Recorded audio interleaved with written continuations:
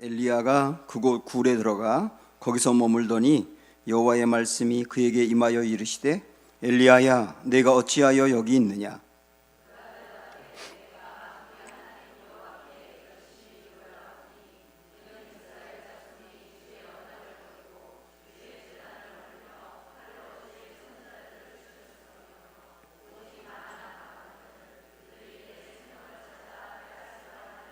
여호와께서 이르시되 너는 나가서 여호와 앞에서 산에 서라 하시더니 여호와께서 지나가시는데 여호와 앞에 크고 강한 바람에 산을 가르고 바위를 부수나 바람 가운데에 여호와께서 계시지 아니하며 바람 위에 지진이 있으나 지진 가운데에도 여호와께서 계시지 아니하며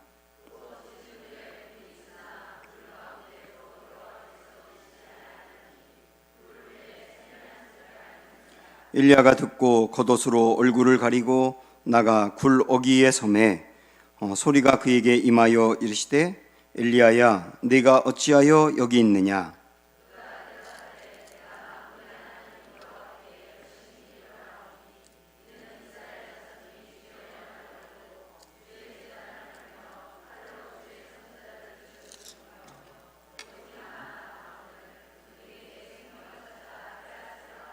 여호와께서 그에게 이르시되 너는 내 길을 돌이켜 광야를 통하여 다메섹에 가서 이르거든 하사엘에게 기름을 부어 아람의 왕이 되게 하고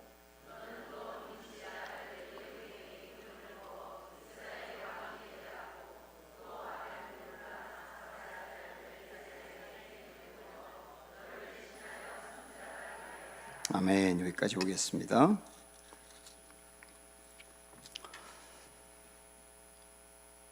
그 닭들이 알을 낳다가 더 이상 알을 낳을 수 없는 그 상태가 되면 거의 이제 폐기 처분이 되는 거예요. 그걸 폐계라고 하는데 뭐 죽기 직전의 상태죠.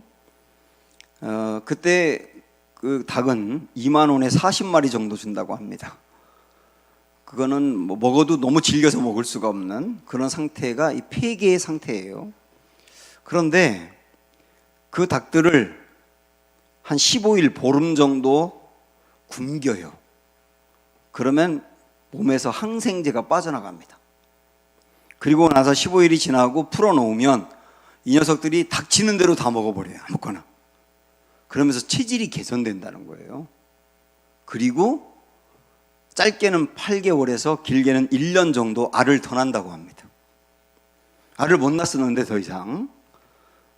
그런데 뭐 그 알은 생김새는 이게 우리가 그 먹는 그 알과 달라요. 이게 쭈글쭈글하고요. 그러나 맛은 똑같다는 거예요. 그 이야기를 제가 들으면서 어쩌면 우리 목회를 하는 저도 그럴 수 있겠고 그 다음에 하나님의 일을 하는 뭐 임원들도 그럴 수 있겠고 신앙생활하는 우리의 그 모습을 어쩌면 반영하는 것이 아닌가 그런 생각을 해봤어요. 우리도 한때 닭이 알을 많이 낳는 것처럼 하나님 앞에 불꽃같이 쓰임을 받고 정말 헌신하며 열심히 일하던 때가 있었는데 나중에 시간이 지나가면서 어떤 경우는 연세가 들기도 하고 어떤 경우는 교회에서 여러 가지 어려움을 당하면서 한 걸음 한 걸음 뒤로 물러서다가 아예 어떤 교회에서 일하거나 그러는 것은 멀찍이 그냥 떨어져 버리고 그런 상태가 되다 보니까 마치 이제는 더 이상 쓸모가 없는 것은 아닌가. 폐계처럼 더 이상 알을 낳을 수 없는 닭처럼 그렇게 되는 것은 아닌가 하는 생각이 들 때가 있거든요. 그랬던 사람이 엘리야거든요. 엘리야는 우리가 엘리야 이야기 너무나 잘 알지만은 18장과 19장은 정말 많이 달라요. 18장은 하나님을 믿는 사람들이 아무도 없고 전부 다 바알을 믿고 있는 그 나라에 자기 혼자 하나님을 굳건히 붙들고 이 민족을 바꿔놔야 되겠다고 정말 불꽃같이 자신을 드린 그 모습이 나와 있지 않습니까? 그래서 갈멜산에서 불도 내리고 그리고 내리지 않던 물도 내리고 그런 은혜를 경험을 했잖아요. 이게 18장의 모습인데 그런데 19장에 넘어오니까 그랬던 엘리야가 마치 폐계처럼 더 이상 알을 낳을 수 없는 닭처럼 무너져 있는 모습. 그래서 이제는 엘리야의 인생도 끝난가 보다, 더 이상 쓰임받을 수 없는가 보다 라고 생각을 하고 있는데, 그때 하나님께서 그렇게 폐계처럼 끝나버린 것만 같은 엘리야의 인생에 찾아오셔서 다시 영적인 체질을 개선시켜 주면서 다시 알을 낳게 하는 것처럼 쓰임을 받게 한단 말이에요. 그래서 19장은 이게 세 파트로 나눠본다면 사역의 현장에서 낙심하며 물러나 있는 엘리야의 모습, 그리고 그 엘리야를 찾아가서 회복시켜내시는 하나님의 은혜, 그리고 회복된 다음에 쓰임받는 엘리야의 모습, 이렇게 셋으로 구분이 될 수가 있거든요. 오늘 우리는 이 엘리야 이야기를 통해서 임원으로서, 주님의 일꾼으로서 세 가지를 좀 생각을 해보고 싶어요. 하나는 우리 일꾼들이, 주님의 일꾼들이 아주 우선순위로 붙들고 가야 될 것이 무엇이냐라고 하는 것. 이건 비단 일꾼만이 아니고 신앙생활하는 모든 분들이 마음에 정말 중요하게 우선순위로 붙들고 가야 될 것은 무엇이냐, 그걸 첫 번째로 말씀드리겠고, 두 번째는 왜 주님의 일꾼들이 주님의 일을 하다가 넘어지는지, 왜 넘어지는지 두 번째로 살펴보겠고요. 그리고 세 번째는 넘어진 그 사람들을 하나님이 어떻게 일으켜 세우시는지, 우리는 어떻게 일어날 수 있는지, 이렇게 셋으로 나누어서 말씀을 드리려고 합니다.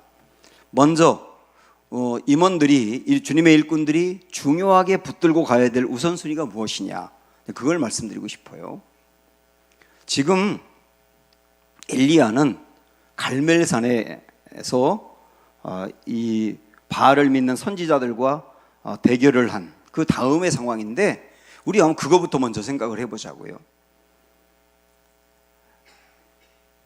엘리야가 아합 왕에게 먼저 제안한 게 뭐냐면, 우리 한번 갈멜산에 모이자.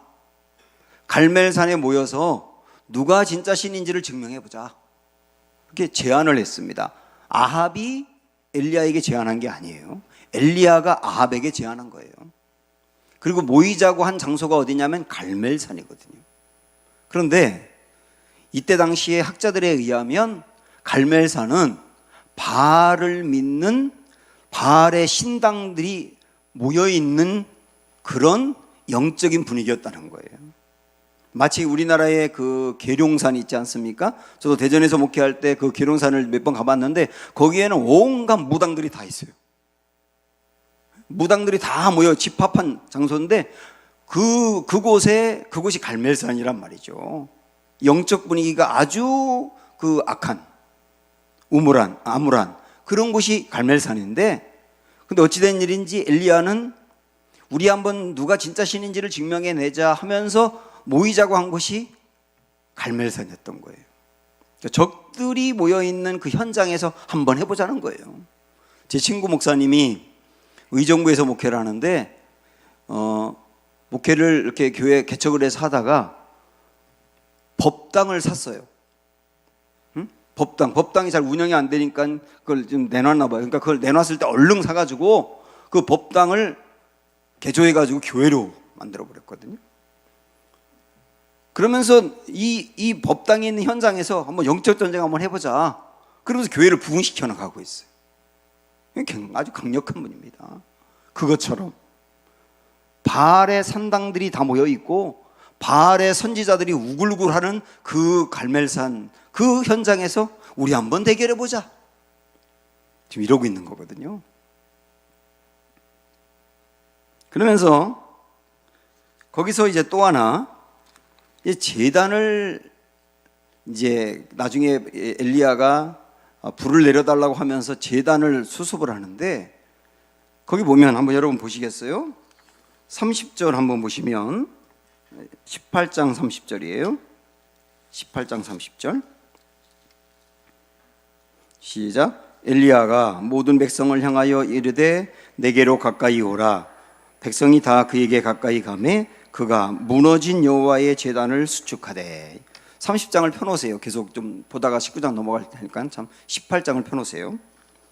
여기 보면 여호와의 제단이 무너져 있다. 그래서 그걸 수축했다고 나오지 않습니까? 그러니까 이 구도를 한번 생각을 해보십시오. 갈멜산에 사방에 바알의 산당들이 있어요.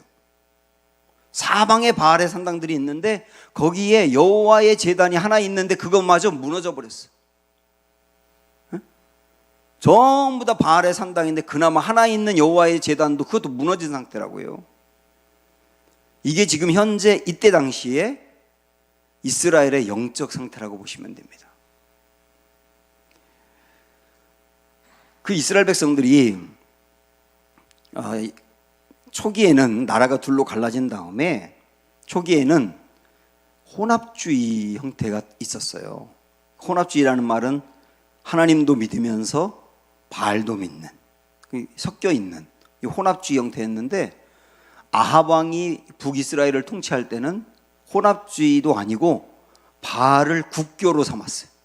아예 바알을 국교로. 그러다 보니까 나라에서 바알 선지자들에게 녹을 주었던 겁니다. 나라에서 수고한다고 세금을 거둔 거를 그 바알 선지자들을 먹였단 말이에요. 이게 이때 당시의 영적 분위기니까 갈멜산의 이 모습이 이해가 되시겠죠. 저는 이 모습을 이렇게 연상하면서 어쩌면 우리 시대가 그렇게 가고 있는 것은 아닌가 하는 우려가 들거든요. 한참 이제 교회가 부흥했고 여기저기 교회가 뭐 수도 없이 생기고 교회를 개척하기만 하면 다 부흥하고 하던 때가 있었는데 점점점 교회가 어려워지고 뭐 개척교회 중에 개척하고 10년 이상 지나면서 100명 이상 모이는 교회를 거의 찾아볼 수 없을 정도가 되고 교회들마다 다 여기저기서 교인이 줄고 있다고 재정은 줄고 있다고 아우성이고 그런 형국이 지금 한국에 나타나고 있는데 이러다 보니까 온 사방에 마치 바알의 산당들이 있는 것 같고 거기에 교회가 있는데 교회마저 무너져 가고 있는 것 같은 그 상태에서 여호와 하나님의 살아계심을 증명해내야 되는 크리스찬의 모습, 이게 어쩌면 이 갈멜산의 모습이 오늘날 우리가 서 있는 자리가 아닌가 그런 생각이 들어요. 우리 교우들 중에서도 어떨지 모르겠습니다만은 어떤 분들은 가족 안에서도 하나님을 믿는 사람이라고는 아무도 없고 나 혼자 하나님을 믿고 있고 그나마 하나님 믿는 것도 박해를 받고 있고 모이기만 하면 교회가 어떻다 목사가 어떻다 뭐 사기친다 뭐한다 그런 얘기를 계속 들어야 되고 그래서 전부 다 바알의 선지자가 있는 것 같은데 거기에 그나마 무너져 있는 제단 하나 붙들고 있는 것 같은 이런 모습으로 살아가고 있는 성도들도 있고 또 그런 사람들이 갈수록 늘어나고 있단 말이죠. 지금 이것이 어쩌면 우리가 처해 있는 상황이라고 본다면 여기서 우리가 하나님의 살아계심을 어떻게 증명해낼 수 있을까 이런 고민이 우리에게 있는 거예요. 일단 그런 현재 상태라고 하는 것을 여러분 이해하시고 여기서 이제 엘리야가 첫 번째는 갈멜산에서 우리 한번 대결해 보자 하고 제안을 했었고요. 두 번째 제안하는 게 뭐냐면 여기에 제단을 만들어 놓고 여기에 불이 내리게 하자. 불이 내리게 하는 신이 진짜 신이다. 그렇게 두 번째 제안을 했습니다. 첫 번째는 갈멜산에서 모이자고 제안했고 두 번째는 갈멜산에서 불이 내리게 하자고 제안을 한 거예요. 지금 이스라엘은 가장 필요한 게 뭐냐면 물입니다. 물. 왜냐하면 3년 6개월 동안 비가 안 내렸거든요. 그래서 온 사방에 물이라고 하는 찾아볼 수가 없는 거예요. 요즘도 우리나라가 지금 한 뭐 2달 정도 지금 가까이 가뭄이지 않습니까? 이게 큰일이잖아요. 2달 정도 가뭄인데도 큰일인데 3년 6개월 동안 비가 안 내렸다고요. 그래서 사람들이 모이기만 하면 무슨 얘기를 하냐면 물 얘기를 하는 거예요. 물 얘기. 언제 물이 내릴까? 언제 비가 내릴까? 큰일 났다고 매일 만나면 제일 필요한 게 뭐냐면 물이요. 물. 제일 필요한 게 물이라고요. 이것이 우리들에게 연결해 본다면 우리가 모이기만 하면 하는 이야기, 어떻게 하면 우리 아이들이 앞길이 열릴까 이런 거라든지 어떻게 하면 이 돈 문제를 해결할까라든지 어떻게 하면 우리 가정에 있는 이 우환이 해결될까라든지 가장 필요한 것처럼 우리가 다가오는 게 있지 않습니까? 그게 여러분에게 물이라고요. 물. 그래서 제일 중요한 게 물인 때에 엘리야가 제안한 게 뭐냐면 불을 내리게 해보자는 거예요.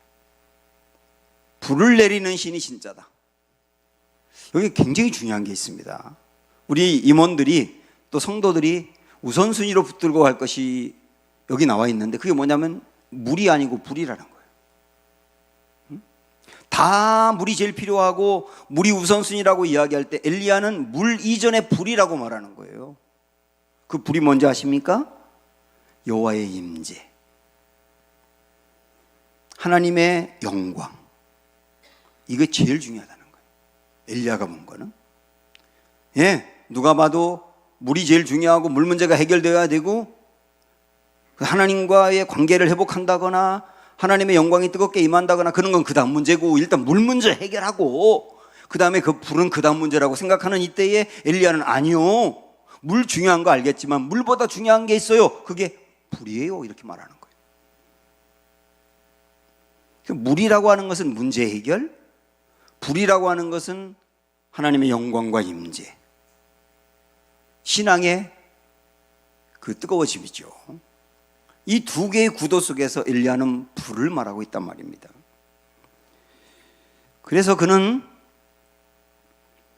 이 불을 내리게 해달라고 제안을 한 다음에 제단을 만들어 놓고요, 제단을 그 12개 돌로 쌓아요. 12개 돌이라고 하는 것은 이스라엘의 12지파를 의미하는 것으로 이스라엘 백성 전체, 이 전체를 품으면서 이 우리나라 이스라엘 전역에 지금 제일 중요한 게 불입니다.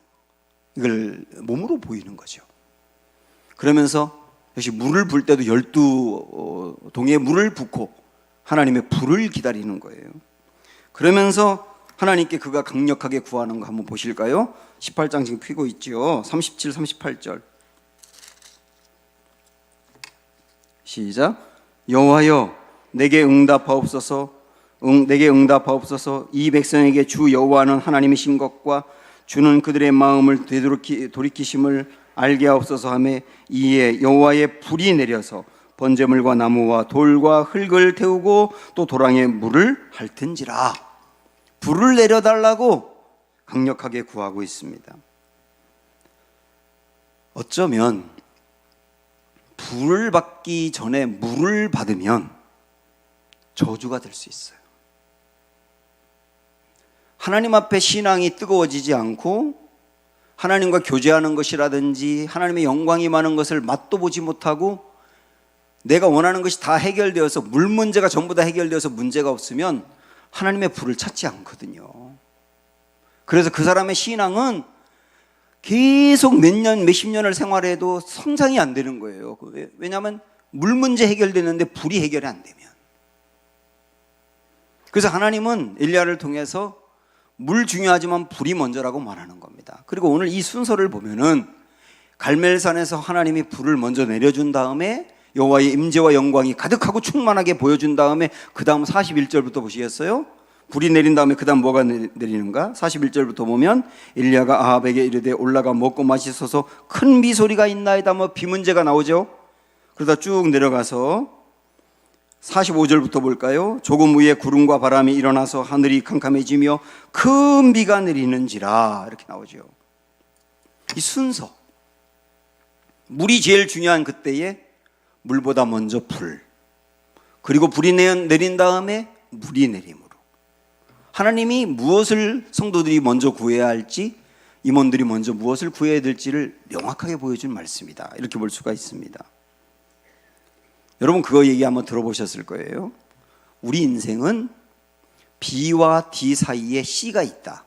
그런 거 들어보셨을 겁니다. B와 D 사이에 C가 있다. B는 birth, 출생, D는 death, 죽음, 그리고 C는 choice, 선택. 그래서 인생은 출생과 죽음 사이에 선택이 있다는 거예요.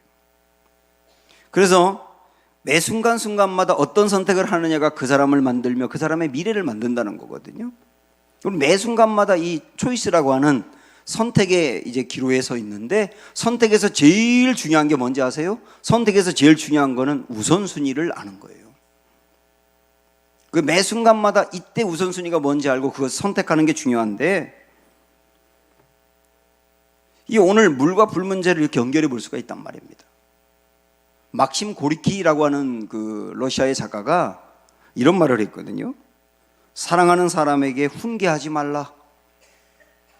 그러면서 왜냐하면 사랑이 그에게 모든 것을 가르쳐 줄 것이다. 사랑하는 사람에게 이거 해, 저거 해, 요거 해 그렇게 말하지 말라. 그를 정말 사랑하면 사랑을 받은 그는 무엇을 해야 할지 알고 무엇이 변화될지 알고 다 알아서 한다는 거예요. 우리 인생에서 가장 중요한 선택은 하나님과 나와의 관계를 친밀하게 하는 것, 내 인생에 하나님의 불이 임하는 것. 그럼 어떻게 되는지 아십니까? 진짜 하나님과의 친밀한 관계가 이루어지면 그 친밀한 관계 자체가 그 사람을 선한 길로 인도합니다. 다시요. 지금 제 말씀 듣고 계신 거죠?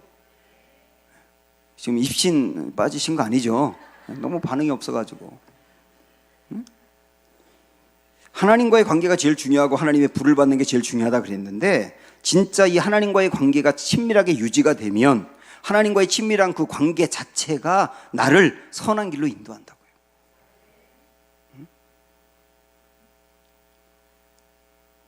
제가 이전에 그 안산에 있는 그 안산 광인교회 거기에 이제 청소년부 그 수련회를 인도를 했었는데, 저도 한때 젊을 때는 그런 거 하는 사람이었어요. 그런 거 가서 수련회 인도하고 뭐 그러고 막 그냥 그러는 거 하는 사람이었다니까요. 근데 거기 갔는데 거기에 그 여자아이 고등학교 1학년 여자아이가 뭐 수도 없이 가출하고 권사님의 딸이었는데 뭐 공부는 완전히 뭐 뒷전에다 두고 아주 방황을 심하게 하는 아이였는데, 그 아이가 수련회 왔는데요. 수련회 왔다가 그 아이가 그야말로 정말 불이라고 하는 걸 받았어요. 불이라고 하는 거. 주님을 만났고, 모태 신앙이었는데 드디어 주님을 만났고, 그러면서 주님을 딱 만나서 하나님과의 관계가 형성이 된 거예요. 이 하나님과의 관계가 형성이 되니까 그동안에 저는 잘 모르지만은 엄마가 이 아이에게 얼마나 얘기를 많이 했겠어요. 집에 일찍 들어와라, 공부해라, 그런 친구 만나면 안 된다, 이거 해야 한다, 얼마나 얘기를 많이 했겠냐고요. 그런 아무리 얘기해도 소용이 없는 거예요. 그런데 이 아이가 수련회를 통하여 주님을 딱 만나고 나니까 주님과의 관계가 생겨버리니까 어떻게 되느냐면 하나님과의 관계가 이 아이를 다 잡아주는 거예요. 공부 안 하던 아이가 공부를 시작해요. 집에 일찍 들어와요. 꿈을 가져요. 그리고 뭐 만나면 안 되는 친구들과 자연히 멀어져요.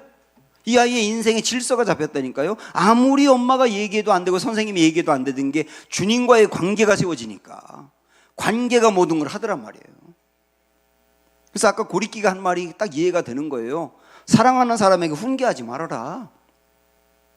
사랑이 모든 것을 한다. 하나님과의 관계가 모든 것을 한다.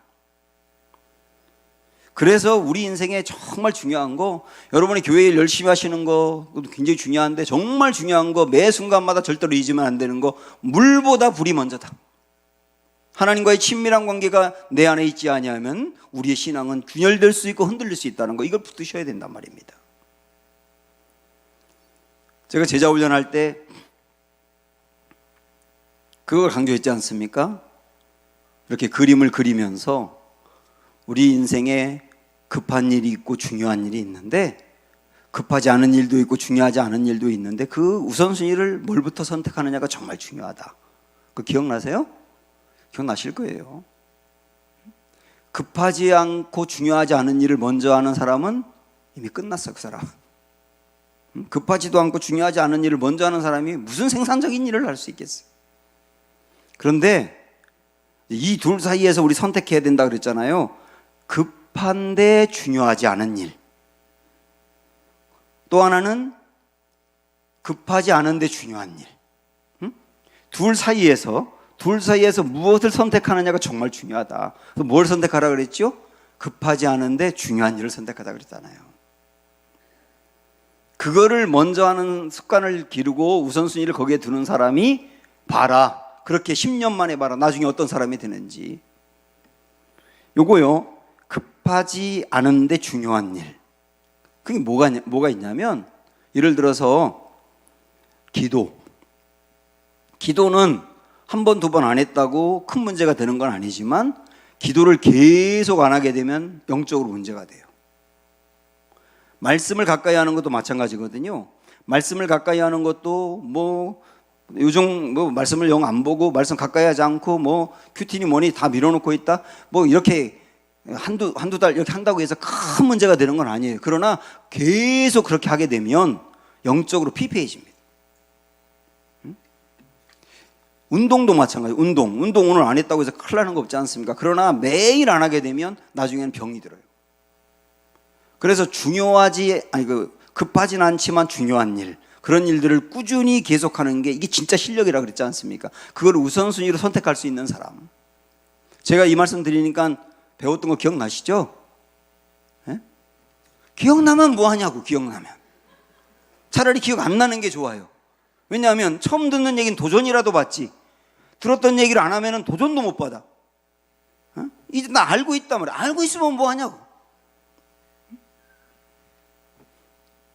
갑자기 막 흥분이 되고, 괜히 흥분이 되고. 진짜 중요한 거는 급하지 않은데 중요한 일을 꾸준히 선택하는 거다. 그 핵심이 뭐냐? 주님과의 친밀한 관계다. 사랑하는 여러분, 물보다 먼저 뭐가 돼야 된다? 불을 붙잡아야 된다. 이게 성도 그리고 모든 임원이 꾸준히 선택해야 될 길이다 하는 걸 우리에게 오늘 첫 번째 말씀해 주셨습니다. 엘리야는 이 갈멜산에서 불을 내려달라고 기도하고 제안하고 진짜 하나님의 불이 내렸지 않습니까? 승리했어요. 그래서 850명의 그 선지자들을 죽였어요. 왜냐하면 처음부터 그렇게 하기로 했거든. 불을 내리는 신이 진짜 신이고, 그리고 내리지 않은 신 그쪽의 선지자는 죽는 것으로 목숨을 걸고 아예 내기를 했던 거니까요. 그래서 승리를 했어요. 이 제안하고 이 게임이라고 하긴 좀 그렇지만, 이 일을 시작할 때는 엘리야는 목숨을 걸었다니까요. 자기 목숨 내놓고 한 겁니다. 아예. 그리고 승리했어요. 그런데 그 이후에 엘리야는 완전히 주저앉고 낙심에 빠져버립니다. 여기에 우리들이 왜 신앙생활하다가, 왜 주님의 일을 하다가 주저앉는지 분명한 이유가 나와 있어요. 엘리야가 완전히 주저앉았다니까요. 자, 19장으로 넘어왔습니다. 19장 2절을 한번 보십시오. 자, 1절 2절 읽어볼게요. 1절 2절 시작. 아합이 엘리야가 행한 모든 일과 그가 어떻게 모든 선지자를 칼로 죽였는지를 이세벨에게 말하니, 이세벨이 사신을 엘리야에게 보내어 이르되, 내가 내일 이맘때에는 반드시 내 생명을 저 사람들 중 한 사람의 생명과 같게 하리라. 그렇지 아니하면 신들이 내게 벌 위에 벌을 내림이 마땅하니라 한지라. 이세벨 왕비죠. 왕비가 사신을 엘리야에게 보내서 엄포를 두면서 협박하는 게 뭐냐면, 너 내일 이맘때 반드시 내가 죽일 거야. 네가 승리했다 그러면서 죽인 850명의 그 선지자들처럼 너도 될 거야. 봐봐. 협박을 한 거예요. 이 협박을 하니까 엘리야가 도망을 갑니다. 도망을 가요. 멀리 도망가요. 그래서 참 이상하지 않습니까? 왜냐하면 엘리야는 갈멜산에서 불이 내리게 해달라고 할 때 목숨을 걸었어요. 목숨을 걸고 했던 일인데, 지금 이 이세벨이 그렇게 나오니까 목숨을 부지하겠다고 도망을 가는 거예요. 완전히 주저앉았다고요. 열심히 했고 큰 성과도 거두었던 사람이 주저앉았다고. 저는 목회하면서 과거에 한때 정말 불꽃처럼 열심히 교회에서 쓰임받으며 이것도 저것도 하고 그분이 없으면 교회가 돌아가지 않을 정도로 일하던 분이 푹 주저앉아서 아무것도 못하고 신앙생활 그거 하나 하는 것도 쉽지 않은 그런 상태로 떨어지는 것을 봤어요. 우리도 그럴 수 있단 말이죠. 왜 그러면 엘리야가 주저앉게 되었느냐? 이유가 뭐냐? 이게 중요합니다. 왜 그랬냐면 엘리야는 자기 그림을 그렸기 때문입니다. 자기 그림. 이 자기 그림을 저도 우리 성도들도 굉장히 많이 그려요. 자기 그림이라는 게 뭐냐면 엘리야는 이런 그림을 그린 겁니다. 내가 바알을 믿는 선지자들과 갈멜산에서 대결한다. 거기서 하나님이 불을 내리게 하실 거다. 그러면 하나님이 승리한 것이고 하나님이 살아계심을 증명한 것이고 850명의 선지자들을 다 죽이고 그 다음에 하나님이 비를 내리면 이 나라와 민족은 완전히 뒤바뀔 거다. 하나님의 살아계심을 알며 바알 신앙을 다 버리고 하나님께로 돌아와서 여호와 신앙이 회복될 거다. 그리고 어쩌면 아합과 이세벨도 손들고 항복하게 될 거다. 이게 엘리야의 그림이었다고요. 이 일을 위해서 목숨을 걸었던 거예요. 이 그림을 위해서. 그런데 그렇게 기대하고 열심히 했는데 승리도 했고 비도 내렸는데 결과는 뭐냐면 이세벨이 자기 죽이겠다는 거예요. 아무것도 변한 게 없는 거예요. 아무것도. 그렇다고 백성들이 회개하고 다 주님께로 돌아와서 여호와 신앙을 믿는 것도 아니고 변한 게 아무것도 없는 거예요. 자기 그림대로 된 게 아니라고요. 쉽게 말하면. 내가 원했던 그림은 이거였는데 그림대로 되지 않았어. 내가 그렇게 열심히 했는데도 불구하고. 그러니까 팍 주저앉아 버린 거예요. 저는 열심히 교회 일 하다가 주저앉는 굉장히 중요한 이유가 내 그림 때문이라고 봅니다. 성도들도 내 그림을 그리는 거예요. 교회에서 목회자인 저에게 찾아와서 교회는 이래야 됩니다 이렇게 말하는 분들도 자기 그림 그리는 거예요. 누가 몰라요? 다 알지 목사도.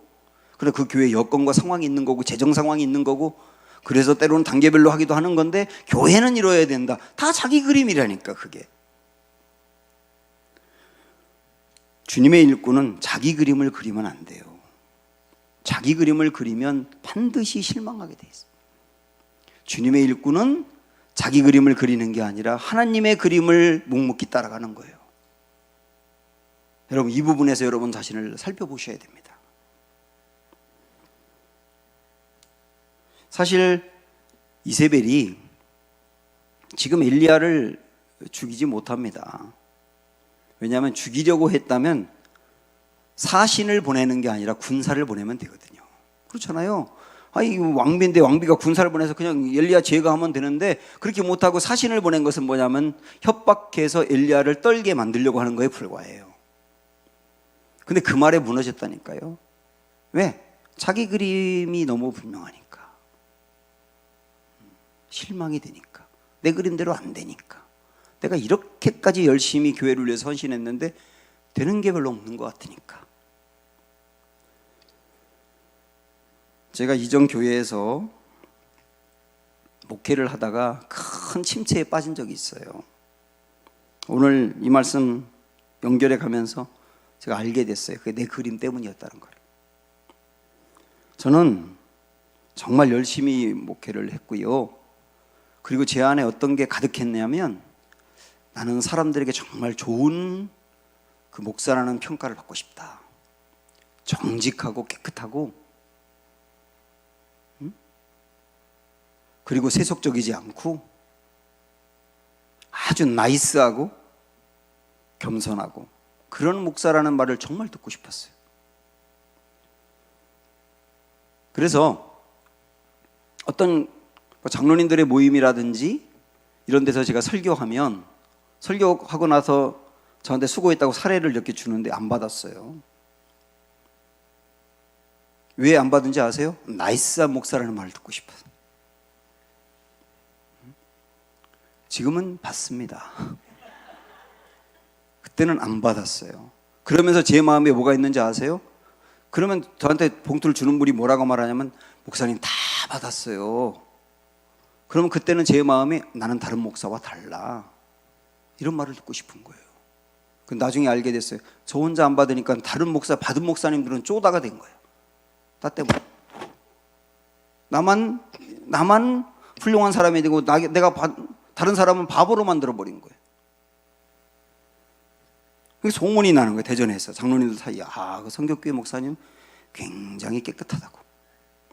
그런 말 들으면 너무 기분이 좋았어요. 사람의 평가에 막 휘둘려요. 그러면서 제 안에 나는 그런 목사니까 모든 교인들이 나를 다 좋아해야 돼. 이런 생각이 또 가득했어요. 그런데 그게 아니더라고. 교인 중에 뭐 거의 대부분은 저를 좋다고 하는데 개 중에 어떤 분들은 제가 하는 목회에 대해서 태클을 걸어요. 그리고 제 방에 와서 따지기도 하고, 그리고 다른 사람한테 그런 얘기를 막 하고, 그런 얘기가 저한테 들리고, 그런 사람들은 소수고 저를 지지하고 잘 따라오는 분이 거의 대부분인데 제 마음이 어떤지 아세요? 소수가 그러고 나니까 제 마음이 너무 불편한 거예요. 왜? 다 나를 좋아해야 되는데, 다 나를 지지해야 되는데, 그런 생각이 있다 보니까 그런 소수를 보면서 제 마음이 불편한 거예요. 근데 그때 하나님이 제게 주신 말씀이 하나가 있어요. 그 말씀이 누가복음 6장 있는 26절 말씀인데 한번 들어보시겠어요? 모든 사람이 너희를 칭찬하면 화가 있도다. 모든 사람이 너희를 칭찬하면 화가 있도다. 이 말은 뭐냐면 모든 사람에게 칭찬을 받으려고 하면 화가 있다는 뜻이에요. 절대로 모든 사람에게 칭찬을 받을 수가 없다. 모든 사람에게 칭찬을 받으려고 하면 철학이 없는 거예요. 어떻게 교인들이 100% 다 똑같은 생각이겠습니까? 우리 교회에서도 다음 세대 강조하지만 어떤 분들은 표현을 안 하지만 다음 세대만 세대냐 이런 분도 있을 거 아니에요. 그러면 또 그런 분들이 있으니까 그럼 다음 세대를 강조하면 안 되겠구나. 또 그러면 철학이 없는 거잖아. 그거는 모든 사람이 다 지지할 수 없는 것인데 저는 모든 사람으로부터 지지를 받고 인정받고 사랑받고 그러고 싶었던 거예요. 이게 전 뭔지 그때 몰랐는데 나중에 알게 됐어요. 그게 제 그림이었던 거예요. 제 그림. 내가 이렇게 깨끗하게 하니까 다 나를 사랑해야 돼. 그런데 그런 사람이 생기지 않을 때 실망이 되는 거예요. 내 마음에.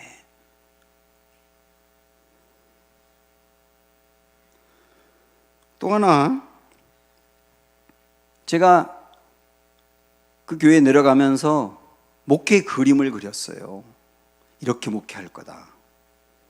그림을 그리고 구체적으로 그리고 그러면서 제 안에 제가 2007년도에 그 교회에 내려갔는데 2007년도 7월에 내려가면서 이렇게 목회하면 2007년도에는 이만큼 부흥할 거야. 그 2008년도에는 이만큼 부흥하고 이만큼 재정이 채워질 거야. 2009년도에는 이렇게 될 거야. 이렇게 그림이 명확했다니까요. 그리고 정말 열심히 했어요. 그 그림대로 나오게 하려고.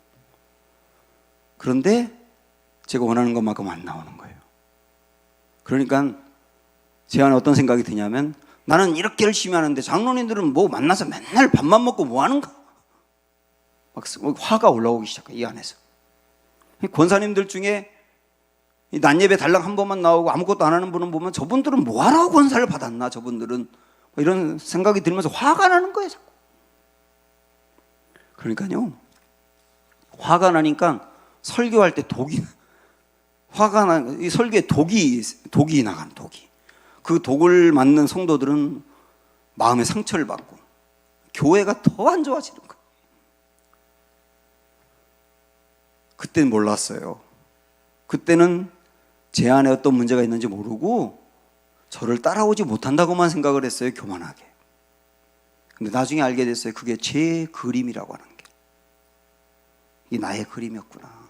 나의 그림을 만들어 놓고 내 그림대로 되어야 한다고 생각을 하고 그 그림대로 되지 않을 때 실망하고 분노하고.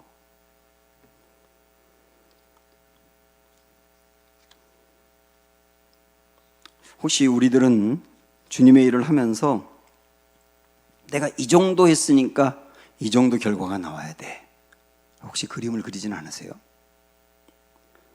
그 다음에 내가 이만큼 헌신했으니까 주님은 나에게 이만큼 주셔야 돼. 이런 그림은 그리지 않습니까? 그 다음에 내가 이렇게 하면 이대로 될 거야. 이렇게 되어야 돼. 이렇게 생각하진 않으세요? 오늘 저도 여러분도 이 시간에 그 그림을 찢어버려야 됩니다. 아멘. 아멘 하기 싫어도 아멘 한번 해보세요. 아멘. 아멘이 안 나오면 아멘을 구걸해야 돼. 이 그림을 찢어버려야 된다고. 정말 중요한 거예요. 이 그림을 빨리 찢어버릴수록 여러분이 신앙생활이 해피해집니다. 바울이 나는 날마다 죽노라 라고 말했던 그 말씀이 어쩌면 나는 날마다 내 그림을 찢노라 라고 하는 것으로 연결돼도 괜찮지 않을까, 그런 생각이 들어요. 자, 이제 우리는 성도로서, 임원으로서 중요하게 붙들고 가야 될 우선순위가 무엇인지 말씀 나눴고, 두 번째는 왜 엘리야가 열심히 헌신하다가 아름다운 열매도 맺다가 주저앉게 되었는지, 이 그림의 문제를 보았어요. 그럼 이제 어떻게 회복이 되는지, 어떻게 하나님은 회복을 시키시는지, 이제 세 번째 파트로 그거를 좀 보려고 합니다. 엘리야는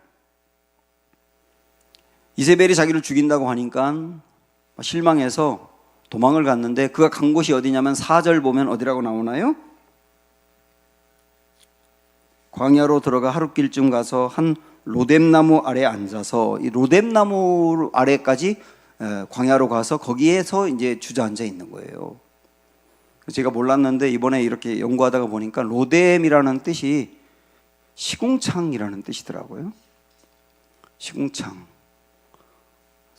홍영숙 권사님 그 카페 로뎀나무인데 그거는 이제 이전부터 있었던 거니까 걱정하지 마세요.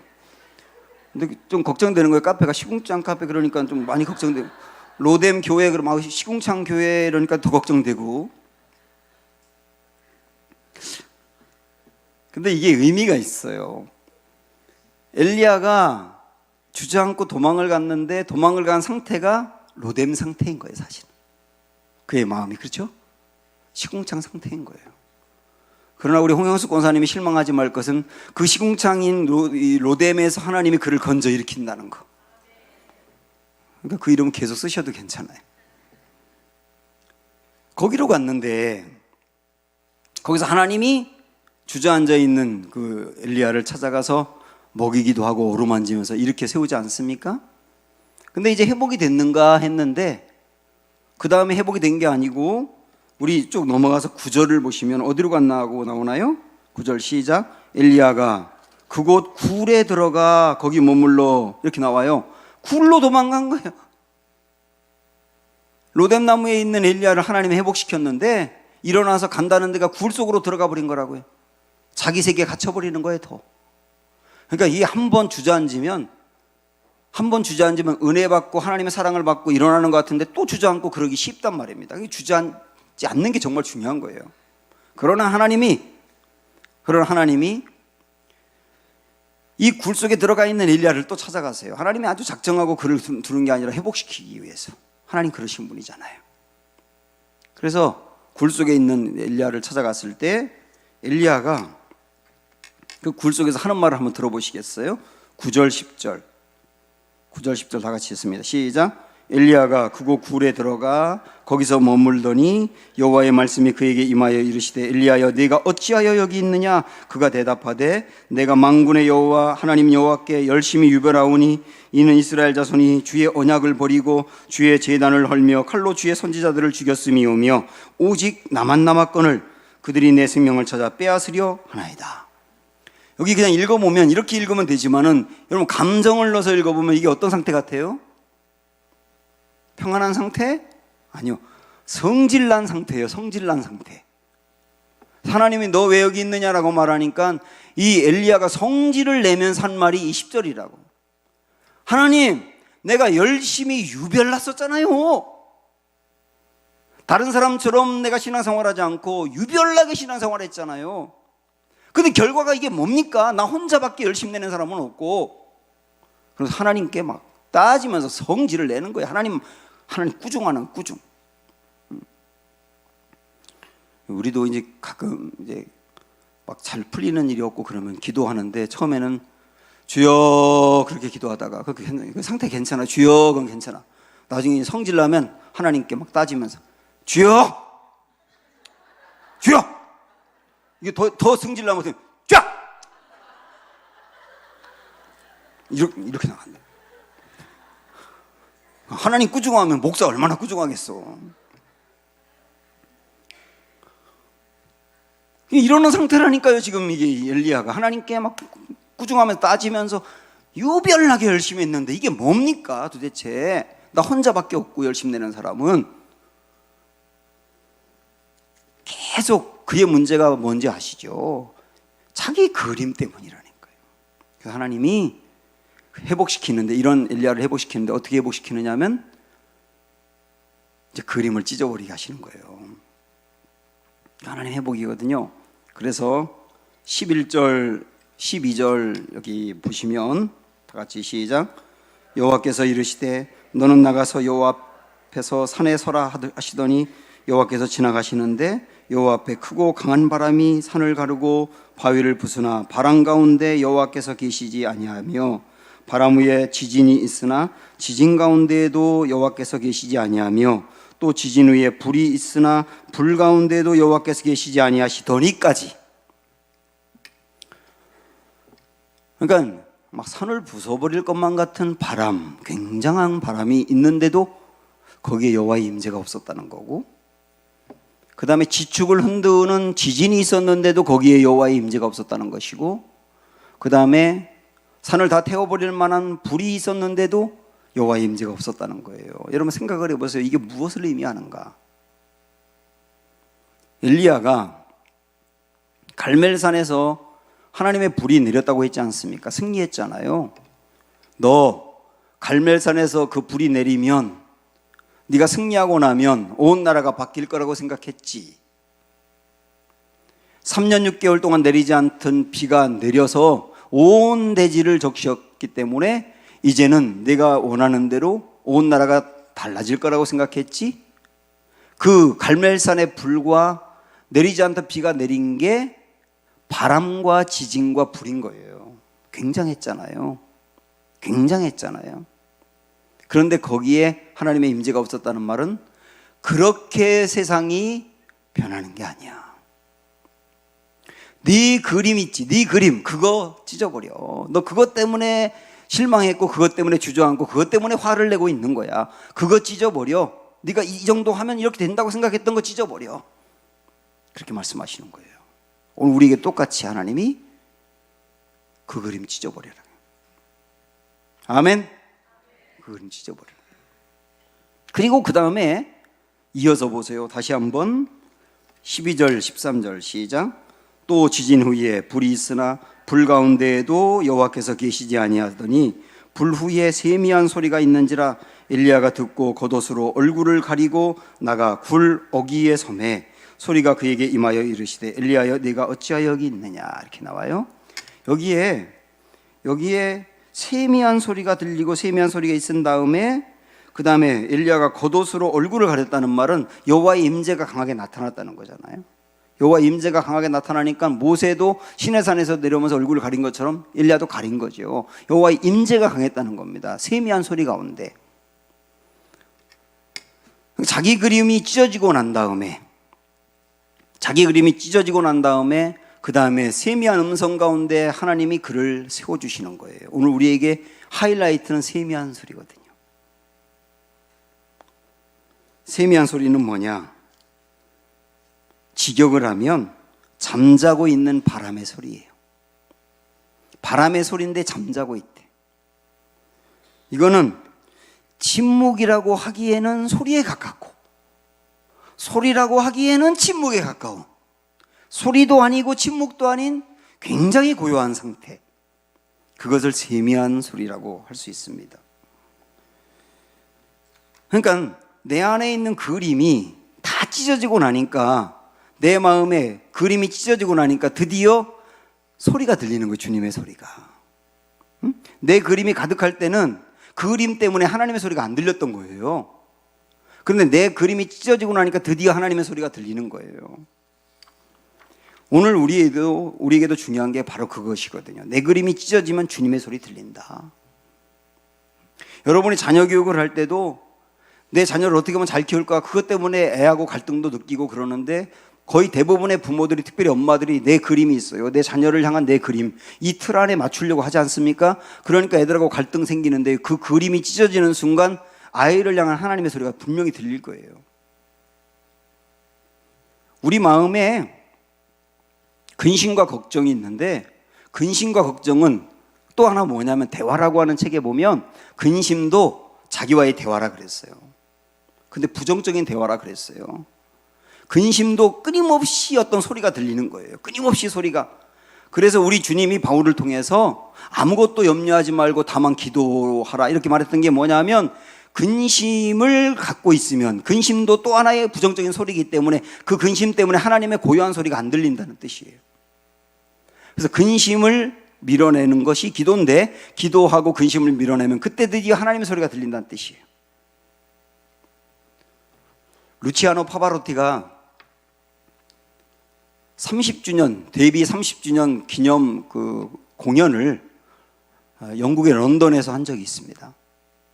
야외에서 공연을 했는데 무려 15만 명의 청중들이 모인 거예요. 그런데 그날 안타깝게도 비가 정말 세차게 내렸습니다. 그러니까 야외에 루치아노 파바로티의 마지막 그 30주년 기념 공연을 보기 위해서 모인 그 인파들이 다 우산을 쓰고 있네요. 야외에서. 드디어 시간이 돼가지고 파바로티가 무대에 등장을 했어요. 그리고 첫 곡을 부르는 거예요. 그런데 소리가 안 들려. 파바로티 소리가 안 들려. 왜냐하면 우산에 비가 다 부딪혀가지고 그 소리 때문에 파바로티 소리가 안 들려요. 그러니까 어딘가부터 한 사람이 우산을 껐어요. 그러니까 여기서 끄고 저기서 끄고 다 끄기 시작하는 거예요. 나중에는 15만 명이 우산을 다 접었어요. 그러니까 그때 드디어 루치아노 파바로티의 공연 그 노랫소리가 들리기 시작하는 거예요. 어쩌면 말입니다, 강하게 내리는 빗줄기라고 하는 게 문제라고 한다면, 문제라고 하는 게 우리 인생에 내려오는데, 그 우산은 그 문제 때문에 소리가 크게 들리는 근심인 거예요. 근심. 문제 때문에 근심이 자꾸 생기면 정말 좋은 소리, 하나님의 소리가 안 들리는 거예요. 그런데 문제가 있지만 우산을 접었을 때 파바로티의 노래소리가 들린 것처럼 그 근심이라고 하는 것을 접어내면 드디어 문제 속에서 어떻게 이겨내야 될지 해답이 들리는 거예요. 내 안에 있는 그림이 가득하면 그 그림이 우산이거든요. 그 그림이 가득할 때 절대로 하나님의 소리가 안 들린다. 그러나 그 그림을 찢어내고 정말 고요한 속에서 하나님의 음성을 들을 때 다시 나를 일으켜 세워주는 그 세미한 주님의 음성이 나를 치유하고 회복시킬 것이다. 오늘 우리에게 중요한 것은 뭐냐? 그 소리를 들어야 된다. 주님의 임재 앞에 나아가서 다 내려놓고 하나님이 나를 세워주는 소리를 들어야 한다. 저는 여러분이 마지막에 그걸 딱 붙드시길 바라고, 앞으로도 주님의 일을 하다가 어떤 일로 인해서 또 주저앉을 수가 있는데 그때 이 말씀이 핵심이라는 것을 기억하며 생각나기를 축복합니다. 그래서 엘리야는 회복이 되는 건데요, 마지막 딱 하나 14절 말씀을 보세요. 시작. 그가, 잠깐만 죄송해요. 13절 끝부터 엘리야야부터 시작. 엘리야야, 내가 어찌하여 여기 있느냐? 그가 대답하되 내가 만군의 여호와 하나님 여호와께 열심히 유별하오니 이는 이스라엘 자손이 주의 언약을 버리고 주의 제단을 헐며 칼로 주의 선지자들을 죽였음이오며 오직 나만 남았거늘 그들이 내 생명을 찾아 빼앗으려 하나이다. 이거 보니까 어떤 고민이 생기냐면 9절 10절에 있는 말씀하고 너무 똑같은 거예요. 회복이 되기 전에 말씀하고 똑같아요. 회복이 되기 전에 굴 속에 들어갔을 때도 하나님이 엘리야야 너 왜 여기 있냐 그랬더니 내가 열심히 유별 나오며 뭐 나만 남았거늘 이렇게 얘기했는데 하나님이 그에게 세미한 음성을 들려줬지 않습니까? 그럼 회복이 됐어야 되고 너 여기 왜 있느냐라고 말할 때는 다르게 얘기했어야 되는데 똑같이 얘기한단 말이에요. 그럼 이게 뭐냐 이거예요. 이게 제 마지막 우리의 고민인데, 똑같이 대답하는 것 같지만 똑같이 가는 거다. 그런 걸 한번 생각해 봤으면 좋겠어요. 자, 잠깐 저를 보세요. 예를 들어서 엄마하고 아들이 둘이 사는데 아침에 엄마하고 아들이 싸웠어요. 그래서 아들이 막 엄마에게 섭섭한 말도 하고 그랬어요. 그런데 아들이 회사에서 일을 하면서도 엄마의 마음에 섭섭하게 한 거라든지 이게 자꾸 마음에 걸려요. 그래서 저녁 때 일찍 퇴근하면서 엄마가 제일 좋아하는 족발을 샀어요. 그리고 족발을 사갖고 집에 들어갔어요. 뭐라고 말하겠어요? 엄마, 족발 드세요. 이렇게 얘기하겠죠? 그럼 엄마가 그래 내가 좋아하는 족발 이렇게 할 엄마가 있겠습니까? 안 먹어. 너나 다 먹어. 그러지 않겠어요. 그렇게 분명히 얘기했겠죠? 그 뒤에 엄마 그러지 마세요. 아유, 제가 정말 죄송해요. 제가 잘못했어요. 엄마 족발 드세요. 그렇게 말하면 또 금방 그래 그럼 족발 먹자. 이러지도 않잖아요. 그때도 똑같이 안 먹어. 넌 안 먹어. 그러지 않겠어요? 근데 첫 번째하고 두 번째 대답이 다른 거예요. 왜냐하면 두 번째는 족발을 쳐다봤어.